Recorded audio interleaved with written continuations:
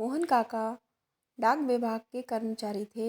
बरसों से वे माधोपुर और आसपास के गांव में चिट्ठियां बांटने का काम करते थे। एक दिन उन्हें एक चिट्ठी मिली। पता माधोपुर के करीब का ही था, लेकिन आज से पहले उन्होंने इस पते पर कोई चिट्ठी नहीं पहुंचाई थी। रोज़ की तरह आज भी उन्होंने अपना थैला उठाया और चिट्ठियां बांटने निकल पड़े। सारी चिट्ठियां बांटने के बाद वे उस नए पते की ओर बढ़ने लगे। दरवाजे पर पहुंचकर उन्होंने आवाज़ दी, पोस्टमैन। अंदर से किसी लड़की की आवाज़ आई, काका वहीं दरवाजे के नीचे से चिट्ठी डाल दीजिए। अजीब लड़की है, मैं इतनी दूर से चिट्ठी लेकर आ सकता हूँ और ये महारानी दरवाजे तक भी नहीं निकल सकती।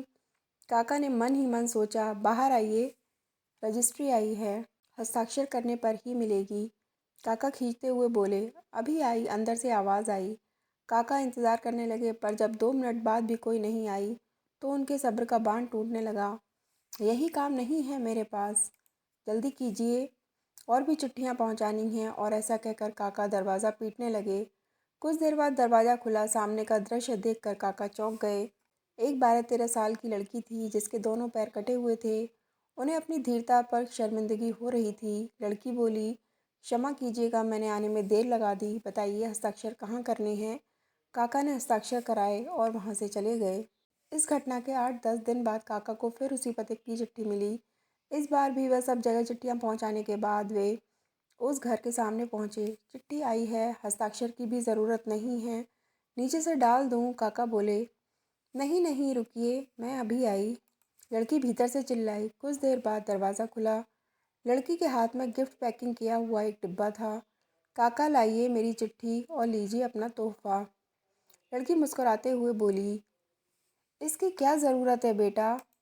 काका संकोचवश उपहार लेते हुए बोले। लड़की बोली, बस ऐसे ही काका, आप इसे ले जाइए और घर जाकर ही खोलिएगा।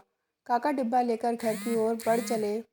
उन्हें समझ नहीं आ रहा था कि डिब्बे में क्या होगा। घर पहुंचते ही उन्होंने डिब्बा खोला और तोहफा देखते ही उनकी आंखों से आंसू टपकने लगे। डिब्बे में एक जोड़ी चप्पलें थी। काका बरसों से नंगे पांव ही चिट्ठियां बांटा करते थे, लेकिन आज तक किसी ने इस ओर ध्यान नहीं दिया था।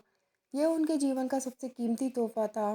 काका चप्पलें कलेजे से लगा कर रोने लगे। उनके मन में बार बार एक ही विचार आ रहा था, बच्ची ने उन्हें चप्पलें तो दे दी, पर वे उसे पैर कहाँ से लाकर देंगे। दोस्तों, संवेदनशीलता या सेंसिटिविटी एक बहुत बड़ा मानवीय गुण है। दूसरों के दुखों को महसूस करना और उसे कम करने का प्रयास करना एक महान काम है। जिस बच्ची के खुद के पैर ना हो, उसकी दूसरों के पैरों के प्रति संवेदनशीलता हमें एक बहुत बड़ा संदेश देती है। तो आइए हम भी किसी के नंगे पाँव की चप्पलें बनें और दुख से भरी इस दुनिया में कुछ खुशियाँ फैलाएं। अगर आपको ये वीडियो पसंद आई तो प्लीज़ हमारे चैनल को लाइक और सब्सक्राइब करिए। Thanks for watching.